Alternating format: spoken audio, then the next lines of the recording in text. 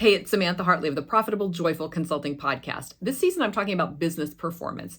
And today, what I wanted to specifically talk about was consulting success. Like, how do you assess the success of your consulting business? Try saying that 5 times fast.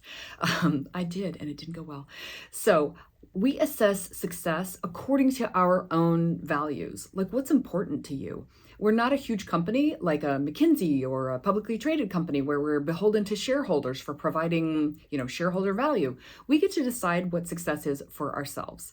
And you may have some ideas about what that is for you and how you're tracking success. And I want to offer some different ideas today. So I've got about 7 things that I want to share with you, which can be elements that you track and assess, like, is my business successful according to my own terms? So the first one is revenue. It seems kind of obvious, but this is the way that everybody assesses their business, right? A business should make money. It brings in revenue. And I used to find more people, this is less common nowadays, who did not know how much money they made until the accountant told them at the end of the year. And that kind of is scary to me. I really want you to feel fluent with your own numbers, whatever that means to you. And in the beginning, it especially means that you need to know your revenues. So we cannot track revenues on an annual basis. We need to be tracking them more frequently than that. And ideally on a monthly basis, possibly, weekly, or as it happens, meaning if you sell something, then you're already tracking that revenue and you know what's coming in. A lot of companies I work with, they start the next month at 0. Like, they sell something and it's a short-term thing. And so maybe it'll last a couple of months, but the money goes back to 0. When you're tracking your revenues, you're going to be able to have more control over that, because you'll know, oh, I have stuff booked in the fall and I need to sell more stuff now, or I have stuff that ends about midsummer and I need to sell stuff so that I don't have any gaps in revenue flow in that part of the year. So tracking revenue by at least monthly is a super healthy behavior for you to get into, and it'll help you to know your numbers. At the end of the year, when my accountant gives me my number for the year, it's off by about a few dollars based on the number that I was tracking. So we're very aligned in knowing that, and so I'm always confident about the numbers in that sense, at least this top line revenue number. So what do you do if you're not money motivated and you don't really care how much money you're making? Well, I think most of us really do care how much money we're making, and we have kind of certain ideas about how much we should be making. And I want you to pull that number less from a comparison standpoint, as I've talked about before. I want you to be inspired by what other people are making, but not, feel bad when you think about it and stressed out by it. So I want you to be internally driven by your own goals. And if you feel like, yeah, but I don't really care how much money I make, I want you to think about it this way. A lot of my clients who are not money or motivated, like me, I'm not either, are achievers from school, and we remember ourselves this way, and we like to get an A. So one of the ways that you can construct your company and your goal orientation around money is to think of it as getting an A. Like, the better you do, and when you hit your goal, you get an A. If that is fun and exciting, then do that. And if that brings up negative memories of school, then don't worry about that at all. I just know that for me and a lot of the other achievers that I tend to work with, I'll notice that we get inspired less by oh, it's this much money, who cares? And more excited about oh, well, what if it was 100, 100 of an A, right? Or an 85 is a B. I don't want 85% of my goal. I want to get an A. So that makes it kind of fun for us. I want to share a dirty little secret that I've noticed with some of my consulting clients, that those of us who left corporate, very often there was a salary that you were making when you left corporate, and a lot of consultants will max out at that number. So for example, if you were back at corporate making $175,000 a year, then it'll be very easy for most consultants to hit $175,000 in revenues. It's crazy. It's crazy, because a lot of people will be getting over 100 is the hump, or it's really a hurdle to ever make more than 150. But most of the consultants I know, it's very easy for them to immediately earn what they were making back at corporate.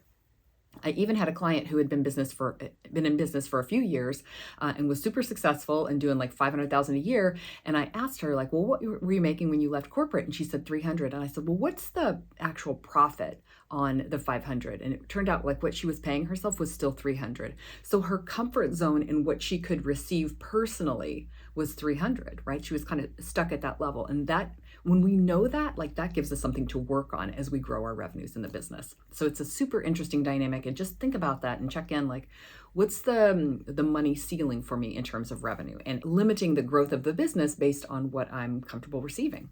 So the last thing I wanted to mention is this idea of lumpy revenues. It's, it's kind of like the revenue roller coaster, except for it's not like, a high number here and then a super low number here, although it can be, right? Revenue roller coaster and lumpy revenues are the same thing. But I say this because a lot of my clients are like, I don't need to track my revenue monthly, because really I think of it more in terms of annual contracts. And I'm like, I get it. And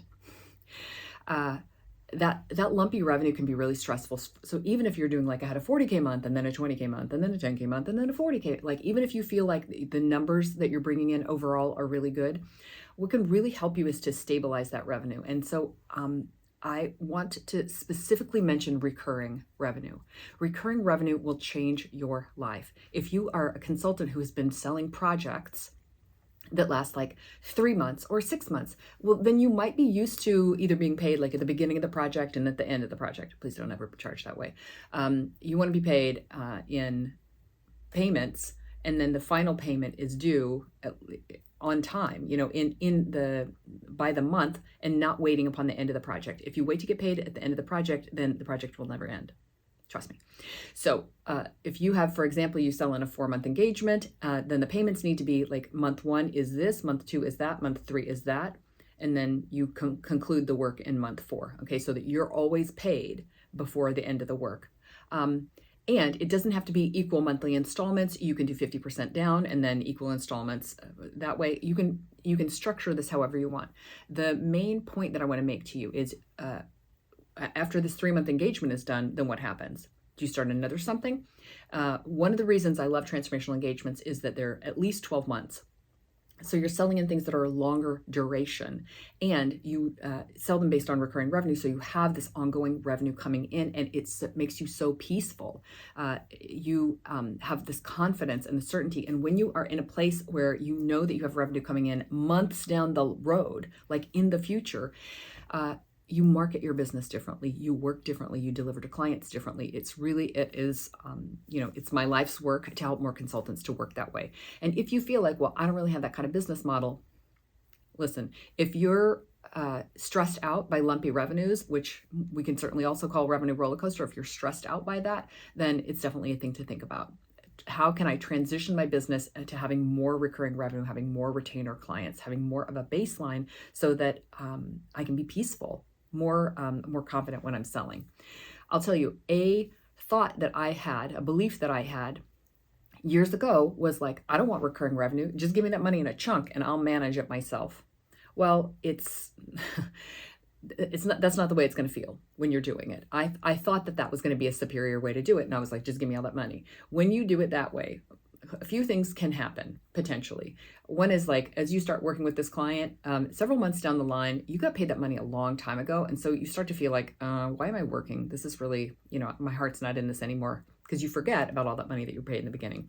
And another thing that happens is you start to have money stress down here, because of course you either spent or invested or did something else with that money, and it's not there anymore coming in. And so you'll have this feeling in the business of like, we need time to go sell something, right? Except you'll be occupied with the client.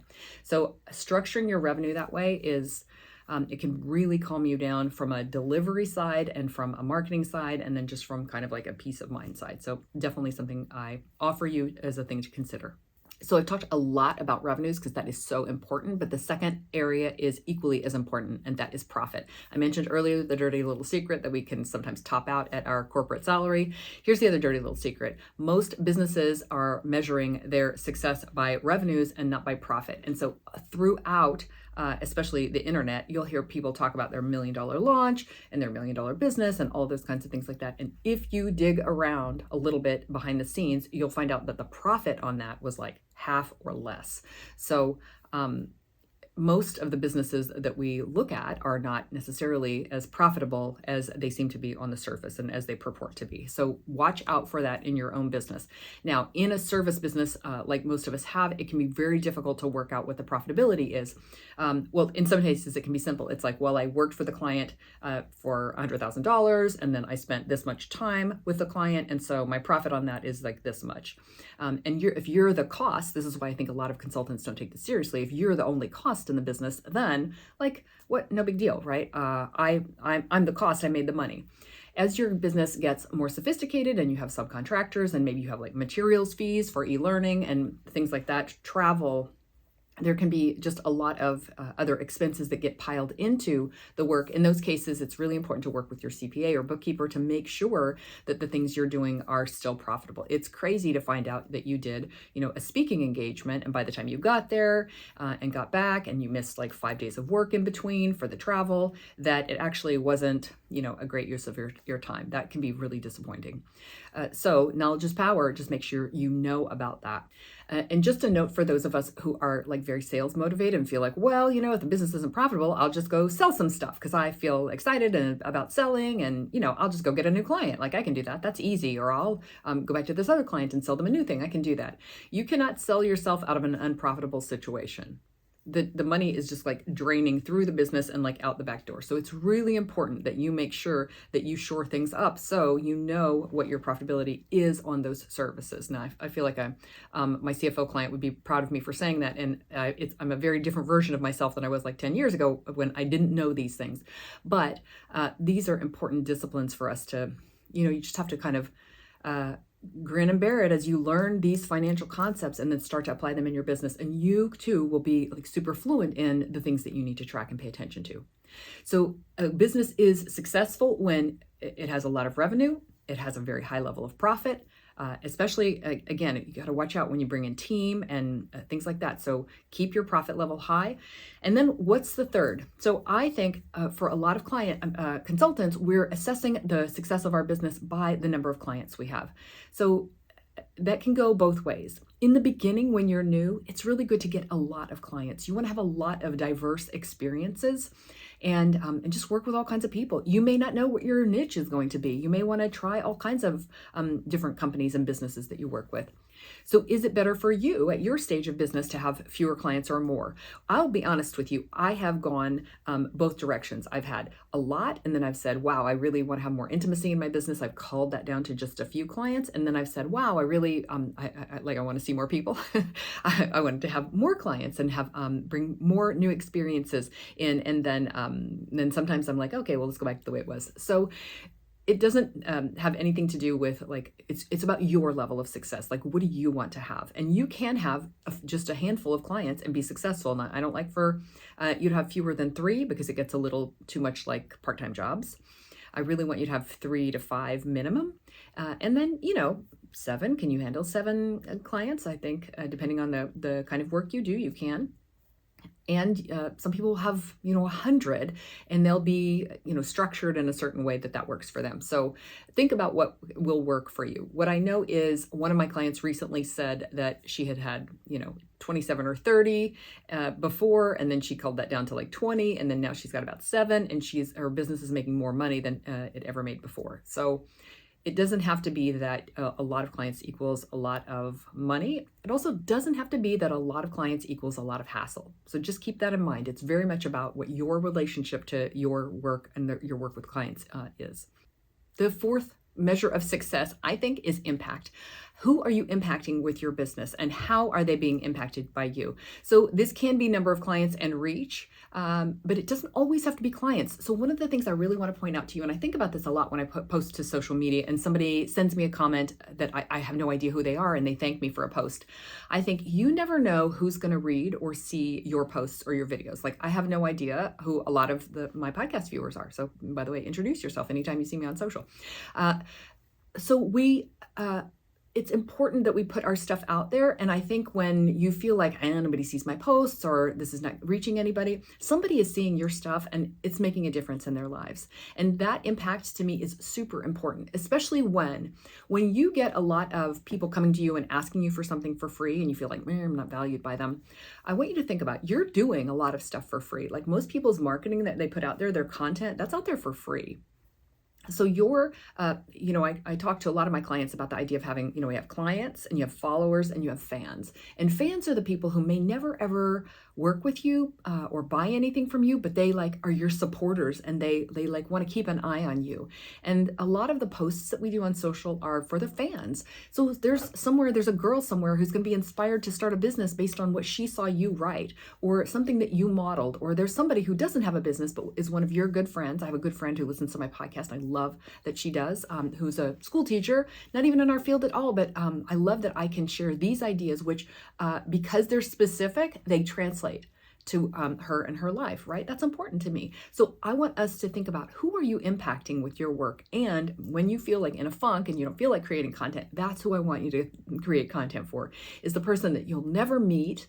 You'll never know what an impact it made, but you're feeling called to share something today, go ahead and share that message. That to me is super important. And if that was all that my business would do, I would feel already pretty fulfilled. Another way that you can impact people through your business is with charitable giving and profit sharing and things like that. So it's a really important one to keep in mind, that a way that you can contribute is that you can choose for yourself whether it's as part of your brand, you want to be known for doing that, meaning you want to do that and talk about that, or whether you want to just do that behind the scenes and keep it to yourself. So it's completely up to you. As a marketer, when I have a client, I almost always will encourage them to share the fact that they're giving, but some people sometimes want to give anonymously, and I understand that as well, or behind the scenes and not make that part of their business. If you have causes that you're contributing to that are aligned with your business, like Kiva, Kiva, kiva.org, it gives microloans to small businesses, that might be a thing that you want to give to publicly. And then you might have other causes that are maybe closer to your heart and personal, and you don't really care to share that with everybody. So that's completely up to you. But remember, that is a way that you can be successful in your business. I have two very dear friends who give, one of whose goal was $100,000. And I thought, only $100,000 a year revenues to charity. That was her goal for charitable giving per year. And I was like, that inspires me. That inspires me like crazy, that we could have businesses that were successful enough that we could give away $100,000 to charity. Amazing, yeah? Okay, so this is the thing that I try really hard to do, and it's really important to me. It's super hard, is writing down what we learned every week. Writing down your lessons. So at the end of my coaching calls, I'll always ask what someone's number one takeaway was, or in the group, what was the big thing that you took away from today's call. And I try to do that for myself at the end of every single day. What are my 3 takeaways from today? And it was hard for me at first, but the more I practice noticing them, the more it's easy to notice them. So I encourage you to do that. I think it's really important for us to track, especially if you have, I'm a bullet journal person. I'm not writing a long thing. I admire people who can write a long thing. I would love to do that, but I don't have that attention span. So I love the idea of a bullet journal. And at the end of the day, you just put in your bullet journal, what are my 3 takeaways from today? Super, right? And on a weekly basis, what are the lessons I learned this week? Here's why I like documenting them. And believe me, I love to get amnesia when it comes time to document my lessons. I'm I don't know. So if you document them, then we don't have to learn them again, over and over and over again, right? We get to notice them, bring them into our awareness, conscious awareness, and then we don't have to have unconscious behaviors. So I encourage you to write down those lessons at the end of the week and just reflect. If you do the daily ones, the little daily ones, and then you do the ones at the end of the week. And anything you track over time is super interesting to look back on and just see what happens. That's a good way to set those kind of bucket list goals. It's here's what I want to learn over the course of the year. Here's what I want to improve in my business. And then you can track them that way. You won't be surprised that one of my success measures in the business is self-care. Did I take care of myself this week? So that can be exercise. It can be an Epsom salts bath, which is my new fun thing. I'm not a bath taker. I'm a shower person, but I love an Epsom salts bath. I thought it was salt. I've recently learned it's actually magnesium. So, all the crazy things. So how are you taking care of yourself? Maybe it's that journaling habit we talked about. Maybe it is spending time with friends. What's the thing that you really want to achieve? If you set a goal goal for yourself and you track it, then you can be successful in your business through that. So why is this a measure of success for my business and not my personal life? Because I want the business to serve me and not for me to serve the business. Track how you can care for yourself within the business and as an employee of your own business. Okay. Did you take mental health days? Did you spend time working on your goals? Like, what are the ways that you took care of yourself within the structure of your business? I'm going to suggest another couple things. Buffer days after travel. Because when you come back from travel and you immerse yourself immediately back into work, because you think you're going to be like all gung-ho to get back to the office, you're not. And it's really a good idea to at least have a no meetings day, and at most have a full personal day. At the very, very least, have a half personal day. Like, create a buffer day when you travel. The other thing is between meetings. You cannot do back-to-back meetings, and you might, even though some of my clients will do this where they squish all their meetings into Tuesday, Wednesday, Thursday, and they don't have meetings on Mondays and Fridays, which is great. Be careful with Tuesday, Wednesday, Thursday, that you don't get crazed on those, okay? So that you take care of yourself, even though you're meeting those days. So care is an important goal. And then the last one is, I wouldn't be profitable, joyful consulting if I didn't mention joy. Is your business joyful? Are you feeling joyful as you work in it? Are you feeling joyful about the work? Even if you have a hard day, can you zoom out and say, like, well, overall, like, I'm in joy in myself. I'm in joy in my business. If we wanted to be miserable, we all would have stayed at corporate, right? So, like, you should feel joy, and you should expect to feel joy. I expect the people who work with me in my business to be joyful. I expect my clients to be joyful. I want to be joyful, and I want to model that. I don't want to have a business that's a grind, that I'm hustling and grinding so that I don't have to do that later. I don't want to do that later. I want to do that today. Like, our businesses should be joyful. The millennials and Generation Z have brought us this idea that you should feel that there's meaning at your work, and you should feel joy at work. You should learn and take care of yourself. And sure, we can make money, and we can keep a lot of that money, and we can make an impact with that money. So I hope from my suggested list here that you have taken away some ideas about how you can measure success in your business. And like, although some of these are like just like everybody else is doing it, I want you to pull through the ones that are going to be unique to you and based on your values and the things that make you joyful. And with that, I wish you a profitable and joyful consulting business. Thanks for watching. I'd appreciate if you'd like this episode, and if you enjoyed the show, why not subscribe? Be sure to click the bell to get notified when new episodes drop.